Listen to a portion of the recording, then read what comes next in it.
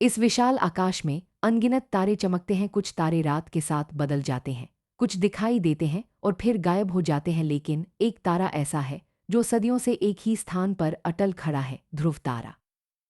यह केवल एक तारा नहीं, बल्कि दृढ़ संकल्प, भक्ति, आत्मविश्वास और अटल विश्वास का प्रतीक है। भारत की पौराणिक कथाओं में ध्रुव तारे की कहानी बहुत प्रसिद्ध है। यह कहानी हमें सिखाती है कि यदि मनुष्य अपने लक्ष्य के प्रति सच्चा रहे, तो संसार की कोई शक्ति उसे रोक नहीं सकती। आज मैं आपको ध्रुव तारे की पूरी कहानी विस्तार से सुनाने जा रहा हूँ। ध्रुव कौन थे?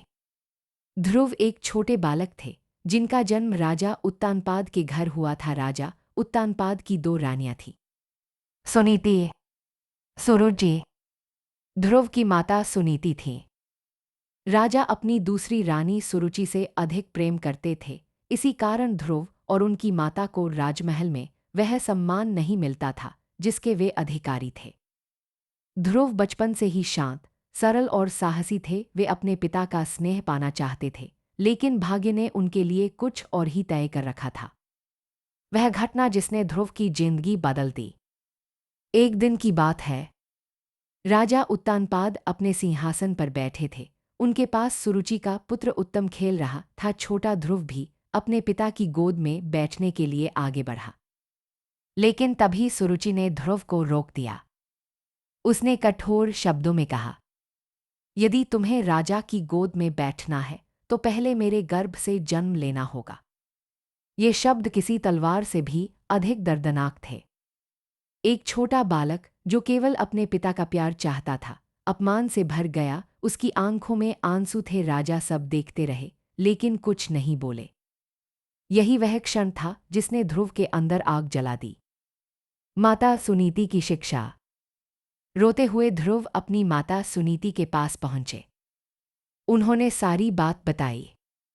माता सुनीति दुखी हुईं, लेकिन उन्होंने अपने पुत्र को गलत मार्ग नहीं दिखाया। उन्होंने कहा, बेटा, संसार में सबसे बड़ा सहारा भगवान होते हैं। यदि कोई तुम्हें न्याय दे सकता है तो वह केवल भगवान है। इन शब्दों ने ध्रुव के जीवन की दिशा बदल दी। एक 5 वर्ष का बालक भगवान को पाने के लिए वन की ओर निकल पड़ा। जंगल की कठिन यात्रा। ध्रुव अकेले जंगल में चले गए। न कोई मित्र, न सैनिक, न भोजन। चारों ओर घना अंधकार, जंगली जानवरों की आवाजें और कठिन रास्ते। लेकिन ध्रुव के मन में केवल एक ही लक्ष्य था, मुझे भगवान को पाना है। उनकी दृढ़ता देखकर देवता भी आश्चर्यचकित हो गए। नारद मुनि से भेंट। जंगल में ध्रुव की मुलाकात नारद मुनि से हुई। नारद मुनि ने पूछा, हे बालक, इतनी छोटी उम्र में तुम इस घने जंगल में क्या कर रहे हो? ध्रुव ने अपना दुख बताया और कहा, मैं भगवान को पाना चाहता हूँ। पहले नारद मुनि ने उन्हें समझाने की कोशिश की कि यह मार्ग बहुत कठिन है, लेकिन जब उन्होंने ध्रुव का अटल संकल्प देखा तो वे प्रसन्न हो गए। उन्होंने ध्रुव को मंत्र दिया, ओम नमो भगवते वासुदेवाय, और भगवान विष्णु की आराधना करने का मार्ग बताया।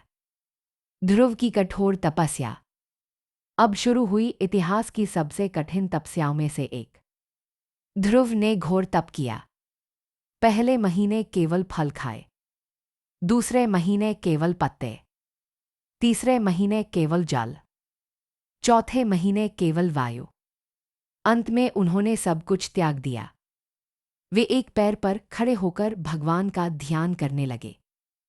उनकी तपस्या इतनी शक्तिशाली थी कि पूरा ब्रह्मांड हिलने लगा। देवता घबरा गए। भगवान विष्णु का प्रकट होना। अंततः ध्रुव की भक्ति से प्रसन्न होकर भगवान विष्णु प्रकट हुए। चारों ओर दिव्य प्रकाश फैल गया। ध्रुव भगवान को देखकर भावुक हो गए।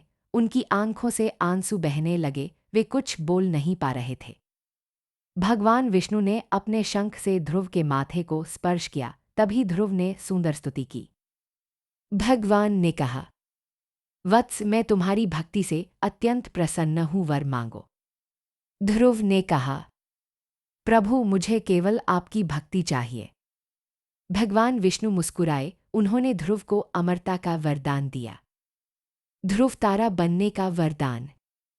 भगवान विष्णु ने कहा, हे ध्रुव, आज से तुम आकाश में सबसे ऊंचे स्थान पर स्थापित रहोगे। संसार तुम्हें ध्रुव तारे के नाम से जानेगा। और तभी से ध्रुव अमर हो गए। आज भी रात के आकाश में जो तारा स्थिर दिखाई देता है, उसे ध्रुव तारा कहा जाता है। ध्रुव तारे का महत्व। ध्रुव तारा केवल धार्मिक दृष्टि से ही नहीं, बल्कि वैज्ञानिक दृष्टि से भी महत्वपूर्ण है। पुराने समय में नाविक समुद्र में दिशा पहचानने के लिए ध्रुव तारे का उपयोग करते थे। यात्री जंगलों में रास्ता ढूंढते थे। यह उत्तर दिशा का संकेत देता था।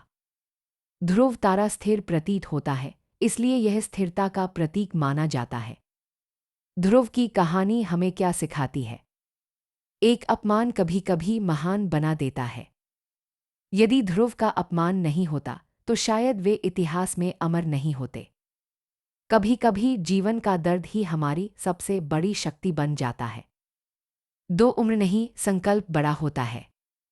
ध्रुव केवल 5 वर्ष के थे, लेकिन उनका आत्मविश्वास इतना बड़ा था कि देवता भी प्रभावित हो गए। 3 सच्ची भक्ति असंभव को संभव बना देती है। ध्रुव ने धन, शक्ति या बदला नहीं मांगा। उन्होंने केवल भगवान को चाहा, और यही उन्हें अमर बना गया। 4 लक्ष्य पर ध्यान रखना चाहिए। जंगल की कठिनाइयां, भूख, डर कुछ भी ध्रुव को रोक नहीं पाया। जब लक्ष्य स्पष्ट हो तो रास्ते अपने आप बन जाते हैं। आज के युवाओं के लिए संदेश। आज का युवा छोटी छोटी असफलताओं से टूट जाता है। कोई मजाक उड़ा दे तो दुखी हो जाता है। थोड़ी असफलता मिले तो हार मान लेता है। लोग क्या कहेंगे, इसी डर में जीता है। लेकिन ध्रुव हमें सिखाते हैं, यदि तुम्हारे अंदर सच्चा विश्वास है तो पूरी दुनिया भी तुम्हें नहीं रोक सकती। अपने लक्ष्य पर अटल रहो। लोग तुम्हारा मजाक उड़ाएंगे, तुम्हें कमजोर कहेंगे, तुम्हें रोकने की कोशिश करेंगे। लेकिन यदि तुम ध्रुव की तरह डटे रहे तो एक दिन दुनिया तुम्हें सलाम करेगी। ध्रुव तारे का आध्यात्मिक अर्थ। ध्रुव तारा केवल आकाश का तारा नहीं है, यह हमारे भीतर के अटल विश्वास का प्रतीक है। जिस प्रकार ध्रुव तारा स्थिर रहता है, उसी प्रकार मनुष्य को भी अपने सिद्धांतों पर स्थिर रहना चाहिए।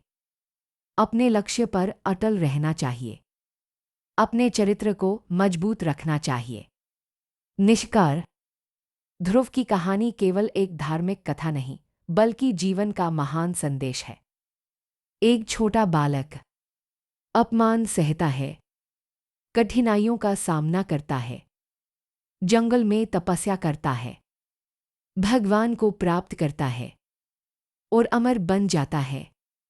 ध्रुव हमें सिखाते हैं, जो व्यक्ति अपने लक्ष्य से कभी नहीं दिखता, वही ध्रुव तारे की तरह चमकता है। इसलिए जीवन में चाहे कितनी भी कठिनाइयां आए, हार मत मानो। खुद पर विश्वास रखो, अपने लक्ष्य पर अटल रहो और निरंतर आगे बढ़ते रहो, क्योंकि एक दिन तुम्हारी मेहनत भी तुम्हें आकाश की ऊंचाइयों तक पहुंचा सकती है। धन्यवाद।